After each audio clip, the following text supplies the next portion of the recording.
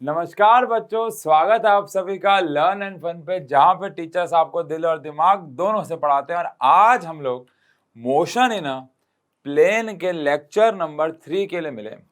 Lecture number 2 जो है और लेक्चर नंबर 1 जो है बहुत ही प्यारे प्यारे लेक्चर रहे। लेक्चर नंबर 1 में हम लोगों ने बेसिक टाइप्स ऑफ वेक्टर्स के बारे में बात की और लेक्चर नंबर 2 हमारा मेनली रहा एडिशन ऑफ वेक्टर्स के ऊपर। हमने वेक्टर्स को ऐड करना सीखा, ट्राइंगल लॉ, पैरेललोग्राम लॉ और कुछ फॉर्मुलेशन भी किए मैग्नीट्यूड निकालने के लिए, डायरेक्शन निकालने के लिए, जिसके ऊपर हम लोग जल्दी क्वेश्चंस भी कर लेंगे।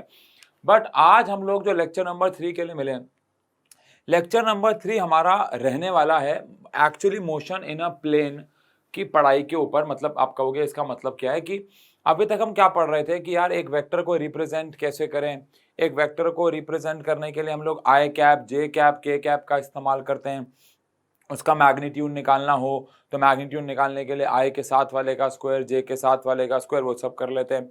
लेकिन आज जो हम लोग टॉपिक पढ़ने जा रहे हैं वो हम लोग पढ़ने जा रहे हैं कि एक मोशन इन अ प्लेन में क्या क्या नए नए फॉर्मूले हमें मिल सकते हैं और उन फॉर्मूलों के ऊपर हम इक्वेशन जो हमने इक्वेशंस ऑफ मोशन पढ़ी थी motion in a straight line में, उनको हम मोशन इन अ प्लेन में कैसे डिवाइड जो है वो कर सकते हैं। ठीक है जी। तो सबसे पहले यहाँ पे अगर हम लोग आज बात करें तो हम लोग, इससे पहले मैं आगे बढ़ूं, मैं एक बात करना चाहूंगा यहाँ बहुत बेसिक सी कि डिवीजन ऑफ क्वांटिटीज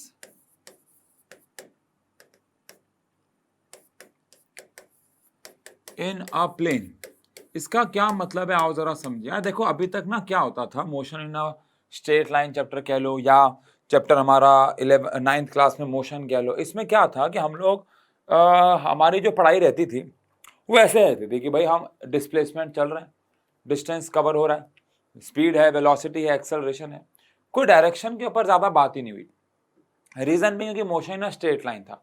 लेकिन ये जो चैप्टर हमारे पास है मोशन इन अ प्लेन, यहाँ पे अब हम एक ही बारी में एक्स एक्सिस पे भी चलेंगे और वाई एक्सिस पे भी चलेंगे, जिसके कारण वर्ष, ओ माय गॉड इतनी हिंदी, जिसके कारण वर्ष हमारे जो जो क्वांटिटीज हमें पढ़नी होती हैं वो दो हिस्सों में डिवाइड हो जाएंगे। इसका मतलब क्या है समझ नहीं आ रहा।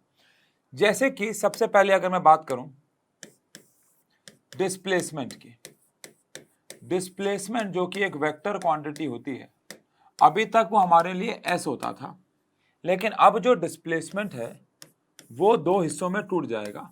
एक होगा एक्स और एक होगा वाई। एक्स एक्सिस में अलग डिस्टेंस होगा और वाई एक्सिस में अलग डिस्टेंस होगा या डिस्प्लेसमेंट होगा, है ना। तो पहली बात तो ये समझनी है। दूसरी बात, हमारे पास जो इनिशियल वेलोसिटी हुआ करती थी, जिसको हम अभी तक u से रिप्रेजेंट करते थे, अब वो भी दो पार्ट्स में डिवाइड हो जाएगी। एक होगी एक्स डायरेक्शन की इनिशियल वेलोसिटी और एक होगी वाई डायरेक्शन की इनिशियल वेलोसिटी। क्योंकि आप समझो हम अब बात करने जा रहे हैं मोशन इन अ प्लेन की, तो अब हम एक प्लेन में दौड़ेंगे, अब हम एक प्लेन में चलेंगे, तो एक्स एक्सिस के लिए खेल अलग हो जाएगा और वाई एक्सिस के लिए जो खेल है वो अलग हो जाएगा।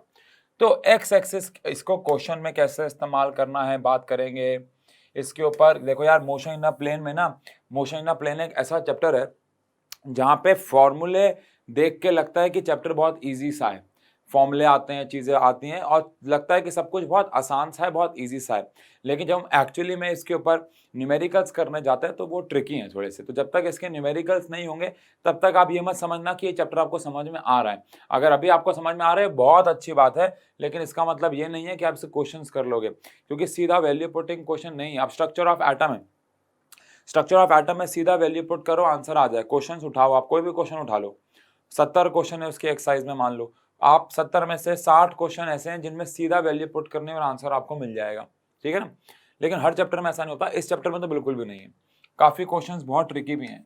अब यहीं पे अगर मैं बात करूं फाइनल वेलोसिटी की, तो फाइनल वेलोसिटी जिसको हम v से रिप्रेजेंट करते थे, अब वो दो हिस्सों में डिवाइड हो जाएगी, एक है vx और एक है vy, ठीक है जी।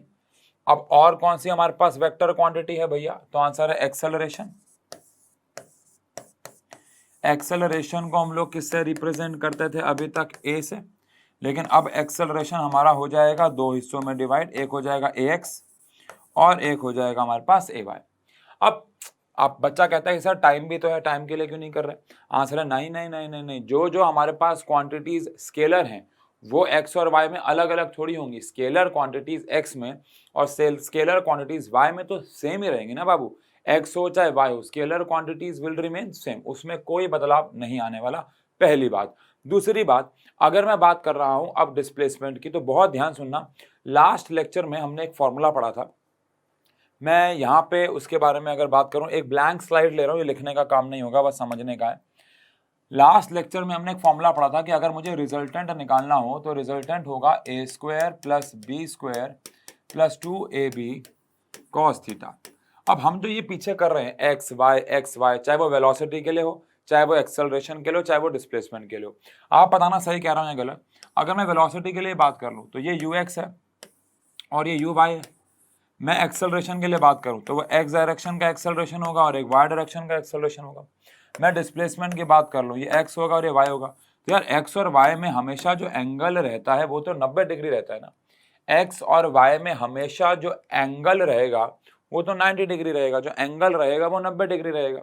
अब अगर एंगल हमेशा 90 डिग्री रहेगा तो मैं जब इन केस का रिजल्टेंट निकालूंगा तो आ जाएगा a square plus b square plus 2ab cos 90। cos 90 ब्रह्मांड जानता है पूरा जीरो होता है, अगर ये जीरो होता है तो ये आ जाएगा a square plus b square. तो इसका मतलब यह है कि जब दो वेक्टर्स के बीच में एंगल 90 डिग्री होता है तो उनका रिजल्टेंट निकालने के लिए हम सीधा फॉर्मूला यूज कर सकते हैं अंडर रूट ए स्क्वायर प्लस बी स्क्वायर। तो चाहे तो आप ये यहाँ कहीं पे लिख लो, क्योंकि मैं ये हटा दूंगा और ये पीपीटी का हिस्सा नहीं होगा, तो या तो आप इसे कहीं पे लिख लो, ठीक है, आपकी मर्जी है। नहीं तो आपको याद तो रखना ही है कि जब दो वेक्टर्स होंगे और उनके बीच में एंगल अगर 90 डिग्री का आ गया, 90 डिग्री का आ गया, तो रिजल्टेंट कैसे निकालते हैं? अंडर रूट ए स्क्वायर प्लस बी स्क्वायर। मैं हटा रहा हूँ स्लाइड, वापस नहीं आएगी, ओके ठीक है। अब मैंने आपसे ये बात क्यों किया, और जरा समझें। अब अगर मेरे पास x और y में एंगल 90 डिग्री है और मेरे पास डिस्प्लेसमेंट दो डायरेक्शन में आ गया है, और अगर मुझे नेट डिस्प्लेसमेंट निकालना हो, तो क्या वो under root x square plus y square से निकालूंगा? तो आंसर है यस, है ना, क्योंकि x और y में एंगल कितना होगा? 90 डिग्री। ऐसे अगर मुझे नेट इनिशियल वेलोसिटी निकालनी हो तो मैं ux का स्क्वायर प्लस uy के स्क्वायर का अंडर रूट कर दूंगा। रीजन इज सेम, ठीक है जी। और ऐसे अगर मुझे फाइनल वेलोसिटी निकालनी हो तो फाइनल वेलोसिटी निकालने के लिए मैं vx का स्क्वायर और vy का स्क्वायर का अंडर रूट कर दूंगा। Reason is same.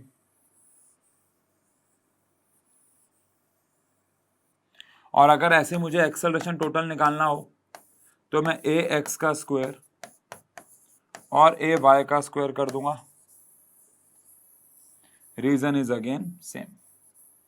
यानी अगर मैं अभी तक जो चीजें पढ़ रहा था, कितना प्यारा लिखा यार मैंने, है ना, क्या जरूरत है बनी बनाई पीपीटी की। मैंने ऐसे लास्ट लेक्चर में बताया था इस चैप्टर की, सॉरी, मैंने लास्ट लेक्चर में बताया था इस चैप्टर की पीपीटी नहीं आएगी बच्चों, मतलब पीपीटी आएगी, सॉरी, मतलब हम हाथ से लिखा हुआ सब कुछ लाएंगे। कितना प्यारा लिखा है यार मैंने, है ना यार। वैसे मुझे लोग कहते हैं कि मेरी राइटिंग बहुत गंदी है, ऐसा है क्या यार? सच बताओ, मैं बहुत डीमोटिवेट हो जाता हूँ। ऐसा है क्या, मेरी राइटिंग गंदी है क्या यार? ठीक है यार। वैसे तो कितना प्यारा, देखो कि मैंने कितने अच्छे कलर कॉम्बिनेशन यूज किए हैं यार, कितना अच्छा लग रहा है देखने में, मतलब मुझे तो लग रहा है। मजाक मत उड़ाना प्लीज, ओके, चलो ठीक है। हाँ, मैं ये कह रहा था यार कि हमारे पास अभी तक जो जो चीजें एक स्ट्रेट लाइन में चलती थी, एक पर्टिकुलर एक्सिस में चलती थी, अब वो इन अ प्लेन में डिवाइड हो गई है। अब वो चीजें एक प्लेन में डिवाइड हो गई कि भैया एक्स के लिए अलग है और वाई के लिए अलग है। अब चीजें इन अ प्लेन में डिवाइड हो गई हैं, ओके। पहली बात तो ये ध्यान रखनी है। चलो जी, ठीक है, डन। आगे बढ़ते हैं। अब हमारे पास इक्वेशंस ऑफ मोशन जो हुआ करते थे उसके भी दो हिस्से हो जाएंगे। यानी कि अब हम बात करें अगर equations of motion in a plane, एक प्लेन में अगर इक्वेशन ऑफ मोशन की बात करें तो हमारे पास जो पहली इक्वेशन थी वो थी v is equal to u plus AT। सही कह रहा हूं? लेकिन अब ये इक्वेशन दो हिस्सों में बढ़ जाएगी, एक x एक्सिस की हो जाएगी और एक y एक्सिस की हो जाएगी। x एक्सिस के लिए हम बोलेंगे vx is equal to ux plus a x t. क्यों? क्योंकि जो हमारे पास वेलोसिटी है वो एक्स की अलग हो गई है और एक्सेलरेशन, लेकिन टाइम आप देख सकते हैं सेम है। टाइम एक स्केलर क्वांटिटी, वो चेंज नहीं होगी। और ऐसी वाई एक्सिस में बात करें तो v y is equal to u y plus a y t. तो यानी हमारी जो फर्स्ट इक्वेशन थी वो फर्स्ट ही है, लेकिन अब उसके दो रूप हो गए हैं, एक है एक्स डायरेक्शन के लिए और एक है वाई डायरेक्शन के लिए। एक उसका रूप हो गया एक्स डायरेक्शन के लिए और एक उसका रूप हो गया वाई डायरेक्शन के लिए। सेकेंड इक्वेशन की बात करें तो s is equal to u t plus half a t square हमारे पास इक्वेशन हुआ करती थी। इसके भी हमारे पास दो रूप, दो वर्जन हमारे पास आ जाएंगे। पहला वर्जन क्या होगा, अब आप साथ साथ बोलोगे मेरे, ठीक है ना। s हो जाएगा x और y, s जो है वो हमारे लिए क्या है, x और y है ना। तो x इज इक्वल टू, साथ साथ बोलना है, ठीक है ना, you x t plus half a x t square. कोई बात नहीं, गलती हो गई तो यहां गलती नहीं करनी, आओ बोलें। y is equal to u y t plus half a by t square. I hope आप लोगों ने ये वाली सही बोली हो, ठीक है जी। तो ये हमारे पास जो सेकेंड इक्वेशन हुआ करती थी वो सेकेंड ही है, लेकिन उसके जो रूप है, उसके जो वर्जन है वो बदल गए हैं। तो पहली इक्वेशन हमारे पास पहली ही है, दूसरी इक्वेशन हमारे पास दूसरी ही है, बस उसका रूप बदल गया है, उसका रंग बदल गया है और वो दो हिस्सों में डिवाइड हो गई है। बिल्कुल ऐसी अगर हम लोग बात करें तो हमारे पास जो थर्ड इक्वेशन है वो हमारे पास क्या हुआ करती थी, v square minus u square is equal to 2as। अब अगर मैं अगेन इस इक्वेशन को दो हिस्सों में लिख दूं तो मेरे पास इक्वेशन आ जाएगी वी एक्स का स्क्वायर माइनस यू एक्स का square is equal to 2ax x। है ना भाई, है ना भाई, है ना भाई। जल्दी से इसकी y की इक्वेशन लिखो, मन में लिख लो, चाहे जल्दी जल्दी से लिखो भाई, मैच करेंगे, जल्दी से लिखो, मैच करेंगे। आई होप इसकी y की इक्वेशन तो बहुत आसानी से बना लोगे आप, जल्दी से y की इक्वेशन बना दो। बना दी? क्या बनी भाई? बनी होगी वी वाई का स्क्वायर माइनस यू वाई का square is equal to 2ay ये हमारे पास इक्वेशन आ गई है। तो क्या हम ऐसा कह सकते हैं कि हमारे पास अब 6 इक्वेशंस आ गई हैं? कह सकते हो, बट सही तो नहीं है। सही तो ये है कि इक्वेशन 3 ही है, लेकिन उनके हमने दो रूप पढ़ लिए हैं। अब एक्स एक्सिस के लिए चीजें अलग हैं और वाई एक्सिस के लिए चीजें अलग हो गई है। Motion in a straight line में हमने जो इक्वेशंस पढ़ी, उनके ऊपर जो क्वेश्चन आए, लगभग लगभग क्वेश्चन ऐसे ही मिलेंगे। बस फर्क यह है कि अब हमें x के लिए अलग और y के लिए अलग काम करना होगा।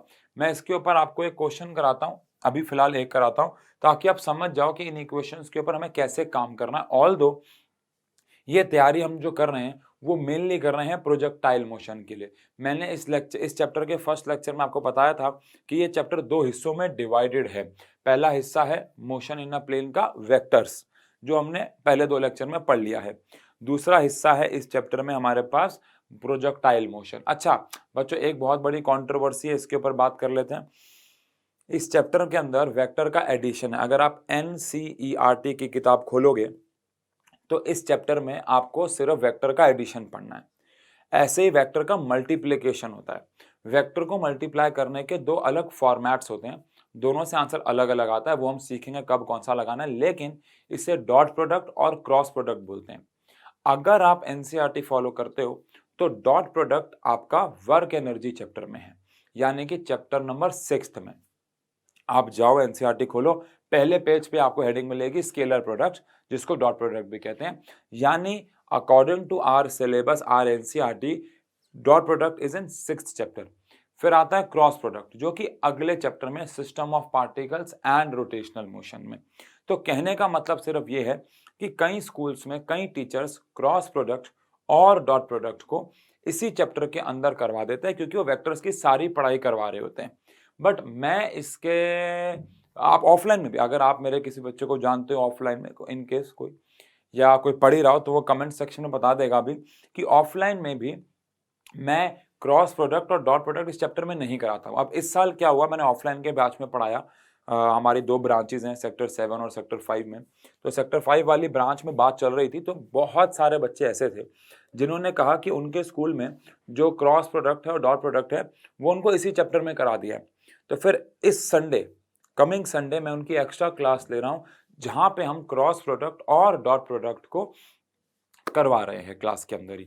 तो ये तो डिपेंड करता है। अब लेकिन जो सेक्टर 7 है वहाँ मेरी भी बात नहीं हुई है। कभी कभार ऐसा होता है कि हम जब बच्चों से पूछते हैं तो ज़्यादातर बैच के बच्चे बोलते हैं कि नहीं अभी नहीं कराया है, क्योंकि क्रॉस प्रोडक्ट और डॉट प्रोडक्ट आपको कंफ्यूज कर देता है। आप कंफ्यूज हो जाते हो अगर आप उनको अभी पढ़ते हो तो। कंफ्यूज तो गलत वर्ड है, मतलब बहुत फिर चैप्टर बहुत ना हेक्टिक सा, बहुत हौच पौच सा हो जाता है। इसलिए सीबीएसई ने बहुत अच्छा डिसीजन लिया, एनसीईआरटी ने बहुत अच्छा डिसीजन लिया कि क्रॉस प्रोडक्ट और डॉट प्रोडक्ट को उन्होंने डाला in next chapters respectively. But अगर आपके स्कूल में भी ऐसा है तो आप प्लीज़ कमेंट सेक्शन पे मुझे बता दीजिएगा, फिर मैं भी करा दूंगा यहाँ। ठीक है ना, आप मुझे कमेंट सेक्शन में बताना कि लर्न एंड फन पे जो बच्चे पढ़ रहे हैं, क्योंकि मैं यहाँ के क्राउड के बारे में तो कमेंट पे ही पूछ सकता हूँ। तो लर्न एंड फन के जो बच्चे पढ़ रहे हैं वो मुझे कमेंट सेक्शन में बता दें कि क्रॉस प्रोडक्ट और डॉट प्रोडक्ट वो आप इसी चैप्टर में करना चाहते हो या जब उसूलन एनसीईआरटी के हिसाब से वो आगे के चैप्टर में आएगा तब करना चाहते हो। ये आप लोग डिसाइड कर लीजिएगा। ओके, तो ये हमारे पास v is equal to u plus a t आ गया, s is equal to u t plus half a t square आ गया, और v square minus u square is equal to 2as आ गया। ठीक है जी, इसके 3 वर्जन हमारे पास यहाँ पे मिल जाते हैं। ओके, डन है। आगे बात करें, चलिए अब हम इसके ऊपर कैसे सवाल आते हैं। एक सवाल लेता हूं मैं, बहुत सिंपल सा। एनसीईआरटी में ऐसे 2 एग्जांपल्स हैं और एक्सरसाइज में एक क्वेश्चन है, बिल्कुल लगभग सेम फॉर्मेट में। If initial velocity of a particle is 3 I cap plus 4 j cap meter per second, find displacement in x axis if displacement in x direction, if in y direction it is 120 meters and acceleration of particle is 2 I cap plus j cap metre per second square. अब इस question को पढ़ने के बाद अगर जो बच्चा इसको पहली बार पढ़ता है उसको ये बहुत अजीब सा लगता है, मतलब क्वेश्चन तो समझ में आ जाता है लेकिन उसको वो सॉल्व करते हुए बहुत अजीब सा लगता है कि कैसे सॉल्व करूँ, कैसे शुरुआत करूँ। तो सबसे पहले तो आप ये जज करो कि ये क्वेश्चन मोशन या प्लेन का है। कैसे पता लगा? क्योंकि अरे यहाँ पे एक्स एक्सिस और वाई एक्सिस के भाषा में बात हो रही है, आई कैप है, जे कैप है, एक्स एक्सिस है, वाई एक्सिस है। तो सबसे पहले ऐसे क्वेश्चंस में हमेशा आपको एक काम करना है और वो ये है कि आपको एक्स एक्सिस की चीजें अलग कर देनी है और वाई एक्सिस की चीजों को अलग कर देना है। सबसे पहले आपको ऐसा करना है। अगर मैं एक्स एक्सिस की बात करूं तो आपको उसकी इनिशियल वेलोसिटी दे रखी है, तो ux आपको 3 मीटर पर सेकेंड दे रखा है। और y एक्सिस की बात करूं तो इनिशियल वेलोसिटी y डायरेक्शन में आपको 4 मीटर पर सेकेंड दे रखा है। x 3 i कैप है, 4 j कैप है, तो 3 मीटर पर सेकेंड ये चल रहा है x में और 4 मीटर पर सेकेंड ये चल रहा है y में। ऐसे अगर मैं बात करूं फाइनल वेलोसिटी के बारे में कोई बात नहीं है। x एक्सिस का डिस्प्लेसमेंट हमें कैलकुलेट करना है और y एक्सिस का डिस्प्लेसमेंट हमें 120 मीटर दे रखा है।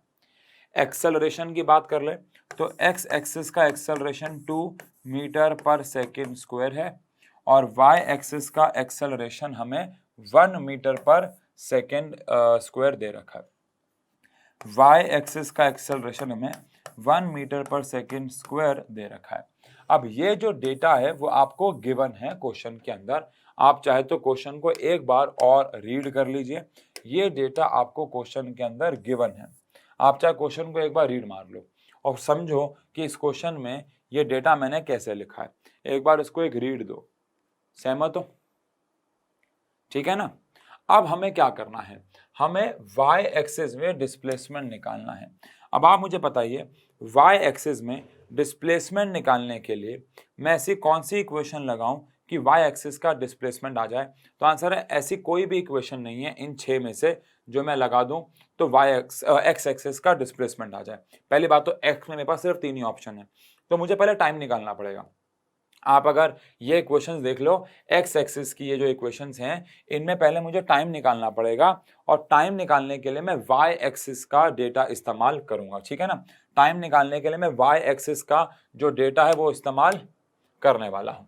कैसे आओ, मेरे पास y है, मेरे पास ay है और मेरे पास uy है, तो क्या मैं यहाँ से y एक्सिस की इक्वेशन लगा के टाइम कैलकुलेट कर सकता हूँ। तो आंसर है हाँ, बिल्कुल यहाँ पे मैं टाइम को कैलकुलेट कर सकता हूँ। टाइम को कैलकुलेट मेरे पास कौन कौन से ऑप्शन है टाइम निकालने के लिए। फर्स्ट इक्वेशन लगाई जा सकती है क्या, नहीं। सेकेंड इक्वेशन लगाई जा सकती है क्या, नहीं। थर्ड इक्वेशन सेकेंड लगा सकते हैं, सेकेंड लगाते हैं। तो as y is equal to u y t plus half a y t square आ गया। तो y हमारे पास है 120, यू वाई हमारे पास है 4, यहां से हम t plus half a Y हमारे पास 1 है। इस इक्वेशन को थोड़ा आसान कर दें क्या, कैलकुलेशन बहुत बढ़ जाएगी। ऐसा करते हैं, कैलकुलेशन को आसान करने के लिए मैं यहाँ 0 j कैप ले लेता हूँ, ठीक है ना। थोड़ा कैलकुलेशन को आसान कर रहा हूँ बस, और कुछ नहीं है।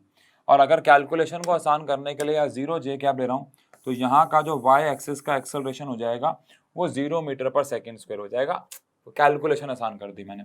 तो y एक्सिस का डिस्प्लेसमेंट हम एक्सेलरेशन हमारे पास 0 है, इंटू में टी स्क्वायर आ गया। तो यहाँ पे 120 इज इक्वल टू 4t बच गया, और t की वैल्यू आ गई 120 अपॉन में 4। मान लो मैं ऐसा ना करता तो कुछ भी नहीं होता, बस हमारे पास यहाँ पे एक क्वाड्रेटिक इक्वेशन बन जाती। अगर क्वाड्रेटिक इक्वेशन बन जाएगी तो ऐसा नहीं है कि हम उसे सॉल्व नहीं कर सकते, वही मिडिल टर्म स्प्लिट, बट अभी हमारा फोकस कैलकुलेशंस को करना नहीं है, हमारा कंसेप्ट को समझना है। दोबारा से इस डेटा के हिसाब से हमने पहले क्या निकाल लिया, टाइम। मैंने टाइम क्यों निकाल लिया, क्योंकि टाइम जो होता है वो एक्स एक्सिस और वाई एक्सिस दोनों एक्सिस में सेम रहता है। तो पहले मैंने टाइम को यहाँ पे कैलकुलेट कर लिया। अब मैं इस टाइम की वैल्यू को एक्स एक्सिस की इक्वेशंस में लगा सकता हूँ, जैसे कि कौन सी इक्वेशन में लगा सकता हूँ मैं, सेकेंड इक्वेशन में। Also x is equal to u x t plus half a x t square. इस हिसाब से अगर मुझे x कैलकुलेट करना हो तो यू एक्स मेरे पास है 3, टाइम मेरे पास 40 आ चुका है, प्लस हाफ ए एक्स मेरे पास कितना है 2, और अगेन टाइम मेरे पास 40 आ चुका है। तो ये तो मेरे पास सीधा सीधा 120 आ जाता है, प्लस यहाँ से ये कैंसिल हो जाता है और 4 4 1600 आ जाता है ये। तो कुल मिला के मेरे पास आंसर 1720 मीटर आ जाता है। तो क्वेश्चन अगेन कैलकुलेशन पे फोकस ना करके समझो क्वेश्चन क्या था। क्वेश्चन था आपको एक्स एक्सिस और वाई एक्सिस की फॉर्म में चीजें दे रखी थी, और मतलब आई कैप जे कैप की फॉर्म में आपने सबसे पहले डेटा को एक्स और वाई के फॉर्म में डिसोसिएट कर दिया, तोड़ दिया, और फिर एक्स एक्सिस और यानी इक्वेशंस ऑफ मोशन वाले ही क्वेश्चन आएंगे इसमें।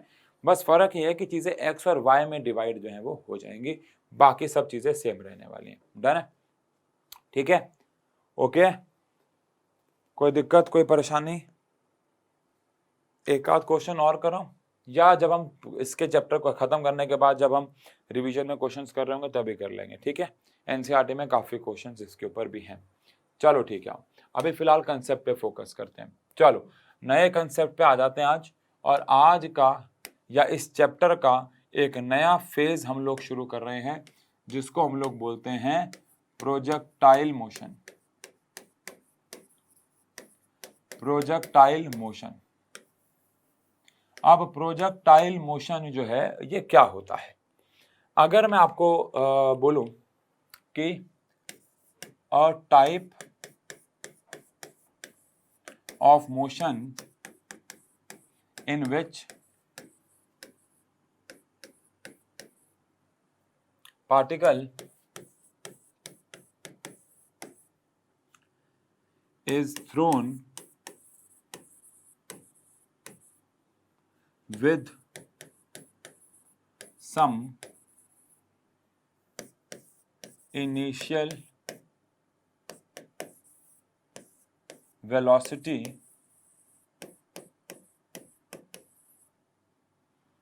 at certain angle with horizontal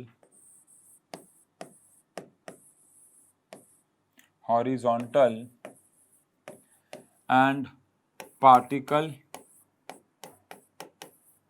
covers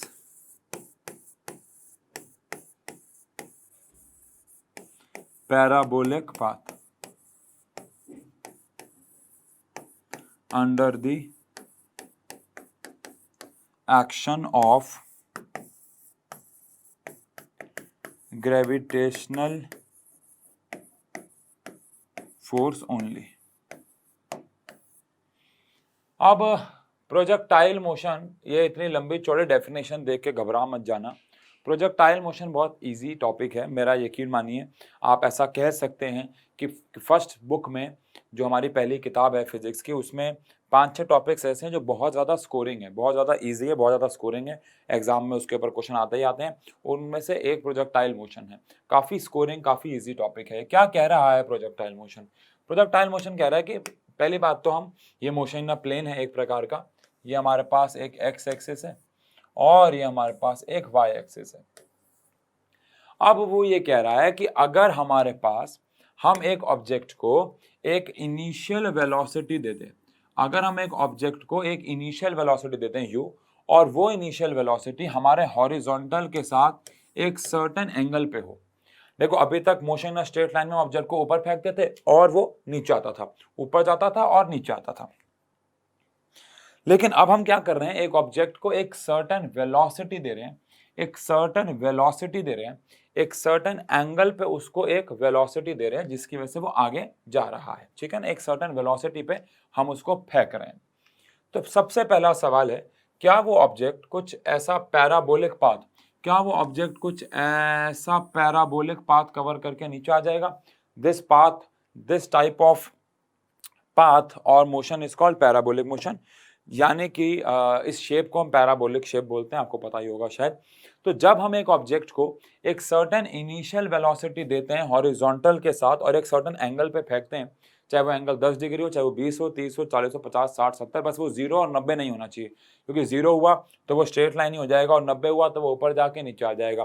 तो 0 और 90 के बीच में अगर मैं किसी भी एंगल पे एक ऑब्जेक्ट को प्रोजेक्ट करवाता हूँ तो ऐसे मोशन को हम प्रोजेक्टाइल मोशन कहते हैं। अब प्रोजेक्टाइल मोशन के हमारे पास डेली लाइफ के अगर हम एग्जांपल्स की बात करें तो क्या क्या एग्जांपल्स हो सकते हैं? क्या ऐसा कहना ठीक है कि एक मिसाइल लॉन्च करना, देखो भाई पहली बात तो हमें एक ऑब्जेक्ट को इनिशियल वेलोसिटी देके छोड़ देना है। एक होता है रॉकेट मिसाइल जिसमें फ्यूल भरते हैं और वो फ्यूल उसको एनर्जी देता रहता, हम उसकी बात नहीं कर रहे हैं। हमने एक ऑब्जेक्ट को, जैसे कि यार कोई एग्जाम्पल में जैवलिन थ्रो, जैवलिन की स्पेलिंग क्या होती है? क्या मुझे जैवलिन की स्पेलिंग नहीं पता है, गूगल करूं क्या? ओ माय गॉड, मुझे जैवलिन की स्पेलिंग ही नहीं पता है। एक सेकेंड, आज जैवलिन की स्पेलिंग सीखते हैं। जैवलिन, अच्छा इतनी आसान होती है? अच्छा मेरे को लगा था ऐसे कोई आई ओ कुछ आता है। नहीं, जैवलिन की तो स्पेलिंग बड़ी आसान होती है, बस आई आता है। जैवलियन, जैवलिन, अच्छा स्पेलिंग बदली है क्या इसकी अभी हाल ही में? मेरे को लगा था कि कुछ मुश्किल होता होगा। अच्छा, जैवलिन थ्रो, हमारा नीरज चोपड़ा जी जो आप जानते होंगे। जैवलिन थ्रो एक सबसे बेस्ट एग्जांपल है, सबसे बेहतरीन एग्जांपल है किसका? प्रोजेक्टाइल मोशन का। या फिर अ पर्सन या an athlete performing a long jump, performing a long jump, एक एथलीट एक लॉन्ग जंप मार रहा है, तो जब वो लॉन्ग जंप मारता है तो भी वो प्रोजेक्टाइल मोशन कवर करता है। या फिर आप वॉलीबॉल खेल रहे हो, तो अब वॉलीबॉल में ठीक है ऐसे भी मारा जा सकता है, स्मैश भी मारता है, बट जनरली अगर वॉलीबॉल खेल रहे हैं तो वो प्रोजेक्टाइल मोशन हो जाएगा। दो बच्चे कैच खेल रहे हैं, बॉल को कैच करा रहे हैं, बॉल को, तो ये सारे मोशन जो है वो कौन सा मोशन है? Projectile motion. अच्छा एक बात और बताऊं, अगर मैंने एक बिल्डिंग से एक बॉल को सामने फेंक दिया, वो बॉल ऐसे जाएगी, देखा जाए तो ये भी प्रोजेक्टाइल है। बट इसको हम लोग हाफ प्रोजेक्टाइल बोलते हैं। और हमारे एंट्रेंस एग्जाम्स में हाफ प्रोजेक्टाइल के ऊपर फॉर्मूले भी आते हैं। न्यूमेरिकल तो इस चैप्टर में भी आएंगे, जिनके लिए हमें प्रोजेक्टाइल मोशन अलग से पढ़ने की जरूरत नहीं है। वहां पे तो हम लोग जो अभी पीछे हमने इक्वेशंस ऑफ मोशन की हैं उन्हीं से ही हम लोग उसके न्यूमेरिकल्स कर लेंगे, वो कोई मुश्किल काम नहीं है। लेकिन अगर मैं डेरिवेशन वगैरह की बात करूं तो डेरिवेशन एंड ऑल हमें सिर्फ और सिर्फ किसके लिए करनी है, फुल प्रोजेक्टाइल के लिए, ठीक है ना। फुल प्रोजेक्टाइल के लिए डेरिवेशंस आएंगी। लेकिन एक जैवलिन थ्रो, है ना, नीरज चोपड़ा जी, या फिर एक एथलीट जो है वो लॉन्ग क्या मार रहा है, जंप मार रहा है, उस केस में भी वो एक प्रोजेक्टाइल मोशन करेगा। अच्छा, अब प्रोजेक्टाइल मोशन को हम पढ़ने से पहले कुछ एजम्पशंस मान के चलेंगे। यानी जब भी हम प्रोजेक्टाइल मोशन पढ़ेंगे आपको अपने दिमाग में कुछ एजम्पशंस, कुछ बातें ऐसी एज्यूम करके रखनी है। जैसे कि पहली बात क्या है, ध्यान रखिएगा, एजम्पशंस व्हाइल स्टडिंग क्या बच्चों, प्रोजेक्टाइल मोशन। प्लीज आप इसको पूरा लिखना। प्रोजेक्टाइल मोशन पढ़ते वक्त कुछ बातें आपको एज्यूम करके चलनी है, जल्दी जल्दी करते हैं। सबसे पहला, एयर रेजिस्टेंस जो है वो नहीं है, मतलब हवा नहीं है। और ये बहुत नॉर्मल सी बात है, क्योंकि हम हर चैप्टर में, चाहे वो motion in a straight line हो, चाहे मोशन इन अ प्लेन हो, हम हवा को कंसीडर नहीं करते हैं। हम एक बॉल को ऊपर फेंकते हैं, बॉल नीचे आता है, तो वहां पे भी हम हवा को कभी भी इंक्लूड ही नहीं किया, तो हवा को तो वैसे भी हम इग्नोर ही करते आए हैं, तो एयर रेजिस्टेंस नहीं होता है। सेकेंड, अगर मैं बात करूं तो वैल्यू ऑफ जी जो कि 9.8 रहती है, जो भी रहती है वो कांस्टेंट रहेगी। वैसे शायद आपको पता हो, शायद आपको ना पता हो कि हमने 9th में वैसे पढ़ा हुआ है कि जब हम अर्थ के सरफेस के ऊपर जाते हैं तो जी जो होता है, छोटा जी जो होता है, उसकी वैल्यू कम होती रहती है। हमें ग्रेविटेशन चैप्टर में पढ़ना भी है कि अगर हम अर्थ के ऊपर जाएंगे, अर्थ के सरफेस से ऊपर जाएंगे, तो छोटे जी की वैल्यू जो है वो कम होती रहती है। ठीक है, शायद आप ये बात जानते हो, ना भी जानते हो, कोई बात नहीं। तो जब मैं एक ऑब्जेक्ट को फेंकूंगा और वो प्रोजेक्टाइल मोशन कर रहा होगा तो उसकी जी की वैल्यू वैसे तो चेंज होगी, लेकिन वो इतना माइन्यूट चेंज होता है कि हम उसे इग्नोर करेंगे, हम एज्यूम करेंगे कि जी की वैल्यू कांस्टेंट है। थर्ड, हम मान के चलेंगे कि earth is flat, earth flat है। ऑल दो जब मैं किसी ऑब्जेक्ट को फेंकूंगा तो धरती भी गोल है, उसका भी एक कर्व होगा, लेकिन हम उस कर्व को अगेन इग्नोर करेंगे और अर्थ को फ्लैट मानेंगे। यानी हमारी एक्स एक्सिस का जो डिस्टेंस है उसको एकदम स्ट्रेट लाइन मानेंगे, हम अर्थ को फ्लैट मानने वाले हैं। और ऐसे ही अगर मैं बात करूं फोर्थ पॉइंट की, तो rotation of earth is ignored, क्योंकि इससे भी फर्क पड़ता है, वो आप समझोगे धीरे धीरे। लेकिन रोटेशन ऑफ अर्थ या फिर रेवोल्यूशन ऑफ अर्थ, इन्हें आपको इग्नोर करना है। यानी कि आपको मान के चलना है, पहली बात तो कि हवा नहीं है, दूसरी बात आपको जी की वैल्यू को कांस्टेंट मानना है, तीसरी बात आपको मानना है कि धरती जो है वो फ्लैट है, और चौथी बात आपको मानना है कि जो अर्थ है वो अपनी एक्सिस पे भी नहीं घूम रही है और ना ही वो सन के आसपास घूम रही है। आप सोच रहे होगे कि इन सब से क्या फर्क पड़ेगा, तो जब हम प्रोजेक्टाइल मोशन पढ़ेंगे तो आप खुद ही समझते चले जाओगे कि हम बीच बीच में आपको याद भी दिलाएंगे कि भाई यहाँ पे ये बात ध्यान है, देखो हवा नहीं है, हवा नहीं है तो एक्सेलरेशन जीरो हो जाएगा, हम ऐसे समझाएंगे आपको। अल्टीमेटली आई मीन टू से कि जब एक प्रोजेक्टाइल मोशन की पढ़ाई हम कर रहे होंगे तो प्रोजेक्टाइल मोशन को पढ़ते वक्त आप मेरे से ये 4 सवाल नहीं उठाओगे कि भाई, वैसे आप बेचारे उठा भी नहीं सकते, ऑनलाइन हो, लेकिन आप ये 4 सवाल मुझसे पूछोगे ही नहीं। 4 सवाल क्या है? पहला सवाल, सर हवा क्यों नहीं ले रहे, हमने हवा को इग्नोर कर दिया है। हाँ, पहले दूसरा सवाल, सर जी की वैल्यू तो ऊपर जाते वक्त चेंज होती है, अरे हमने जी की वैल्यू को कांस्टेंट ले लिया है। सर धरती तो गोल है, तो आपने उस सरफेस को, एक्स एक्सिस को फ्लैट क्यों बना, अरे हमने धरती को फ्लैट मान लिया है।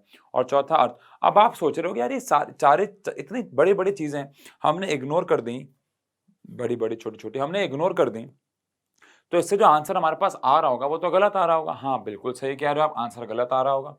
बट द पॉइंट इज हम, यार देखो, जब एक बच्चा पैदा होता है तो उसको पानी बोलना नहीं सिखाया जाता, वो बोलता है मम। 90% बच्चे पानी को मम बोलते हैं। कोई भी, मतलब होगा कोई एक आध माए का लाल या लाली जो पैदा होते है उसने बोला होगा वाटर, है ना। मुझे नहीं लगता हर कोई ऐसे बोलता है, बच्चा होता तो मम, है ना। तो कहने का मतलब ये है कि हम बच्चे को बोलते हैं कि ठीक है यार, तो पहले अधूरी बातें ही सीख ले, लेकिन सीख ले, फिर धीरे धीरे जब वो बड़ा हो जाए, अगर कोई आपकी उम्र में आ गया और आपको वो आके मम बोल रहा है तो दैट इज नॉट करेक्ट। एक लेवल होता है पढ़ाई का। पहले आपको ABCD सिखाएगी, उसके बाद वर्ड्स, उसके बाद सेंटेंसेस ना। सीधा सेंटेंसेस सिखाते तो शायद आप कभी भी ना सीख पाते, या बहुत ज़्यादा समय लगता है, या जीवन बहुत कंफ्यूजिंग हो जाता। बिल्कुल ऐसे अगर हम आपको प्रोजेक्टाइल मोशन को इन सब को कंसीडर करके ही पढ़ा देंगे तो आप बहुत ज़्यादा कंफ्यूज आएंगे। लेकिन जब हम प्रोजेक्टाइल मोशन को इन सबको इग्नोर करके पढ़ते हैं, इन सबको इग्नोर करके पढ़ते हैं, तो वो आसान है। फिर जब धीरे धीरे बड़े हो जाएंगे, एयर रेजिस्टेंस पढ़ेंगे, जी का इफेक्ट पढ़ेंगे, उन सब को हम अपनी पढ़ाइयों में ऐड करते चले जाएंगे। इस प्रकार से जीवन चलेगा। ठीक है, अगला लेक्चर प्रोजेक्टाइल मोशन के ऊपर जाने वाला है। प्रोजेक्टाइल मोशन के जो फॉर्मूले हैं उनके ऊपर जाने वाला है, यानी कि लेक्चर नंबर 4, और लेक्चर नंबर 5 जाएगा सर्कुलर मोशन के ऊपर, और चैप्टर हमारा समाप्त हो जाएगा। तो 5 लेक्चर में ये चैप्टर जो है वो समाप्त हो जाएगा, विच इज़ वेरी गुड। ठीक है जी, ओके। लेकिन इनके खासकर ये वाले जो फॉर्मूले आज हमने करे, इन फॉर्मूलों पे आपको अपना फोकस देना है, इनको फॉर्मूलों को याद रखना है, क्योंकि प्रोजेक्टाइल मोशन में ये सारे फॉर्मूले आपके काम आने वाले हैं। थैंक यू सो मच, मिलते हैं अगले लेक्चर में। Thank you.